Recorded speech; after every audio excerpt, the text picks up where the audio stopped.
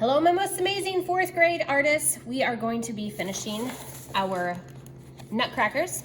So we have drawn them, we've practiced, we've gone over them in Sharpie, and now we're gonna add color. And this is where you have a choice, because I did my nutcrackers with 3 different mediums. This one is color sticks, which are these.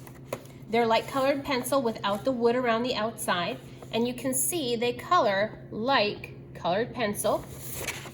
This one I did with watercolor. The colors are not as vibrant as the color sticks, but if you're not a great colorer, this may be something you want to choose.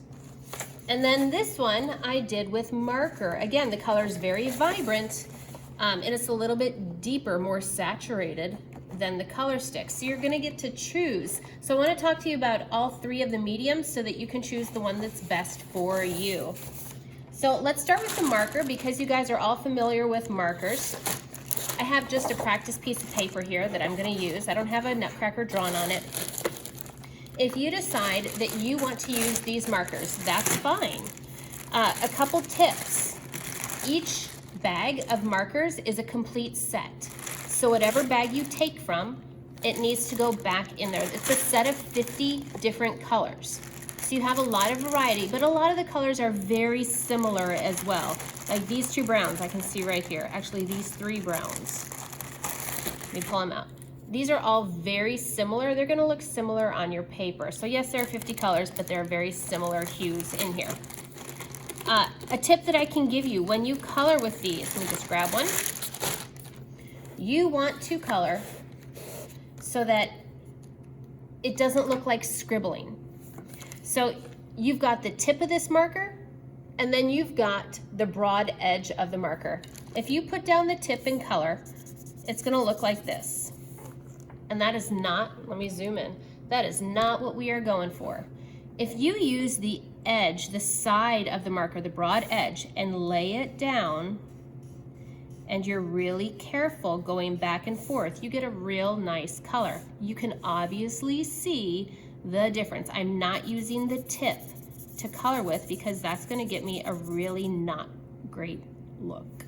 But if you lay it down, and you can see you've got to go slow, but you get a nice look. So that's one option for you today. Let's talk about the color sticks. These, they're in packs of 24. So you've got 24 colors. So in here, and they should be broken in half, but it doesn't look like these are yet. All right, let me zoom out.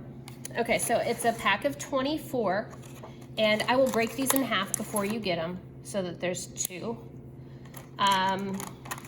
Okay, coloring with these, let me get a color that's gonna show up better. How about orange? Orange will show up well. Okay. So on here, these color like colored pencils. They have a real nice vibrant color, but once again, sorry, where am I going here? There we go. Once again, coloring like this is not going to yield good results. Top dogs, this is not how we color in art. So you would want to use a real slow, steady motion, and you wouldn't want to change directions a whole bunch of times, because then you're going to get that look that doesn't look really awesome. So you're welcome to use these 2 to color. Coloring is not your jam with marker or with color sticks, then paint. So let me zoom out. All right, also color sticks go right back in here so that we don't lose them. I need a complete set of 24 when you are done with these. If they drop on the floor, pick them right up. Same with the markers. I need that complete set of 50. Oh, it doesn't want to go in. Okay, I'll do that after the video's over. Okay, painting. If you're going to paint, I have these nice watercolors. This button right here, if you press down on it, I'm just pressing it, then the top will open. That's the secret, because this is a little lock that you're unlocking. You're releasing this when you press this, okay? So to open it, press it down, and then it'll open. So these are the watercolors. If you're gonna watercolor, some of these aren't as vibrant as the color sticks or the markers, but the paint looks really nice too. So to use this paint, you've got to wake up the paint. So to do that, I'm gonna put just a little bit of water in the paint to wake it up. And you've got a couple different colors of blue to use. You've got a brown, a black. You're just gonna wake it up. When you paint, the secret to using this paint is water. We're not digging our brush in here ever. It should be watery and should go on like a liquid Kool-Aid. So when you brush, it should go on like liquid Kool-Aid. If yours starts to be really thick like this and get scratchy, that tells you you need water. In fact, I just put water on my brush. Watch. I can smooth it out and make it watercolor. So if you get a scratchy line painting, you got to add water. So these are your 3 different choices today. I'll have these set up at different tables so you can choose, and then we'll go from there.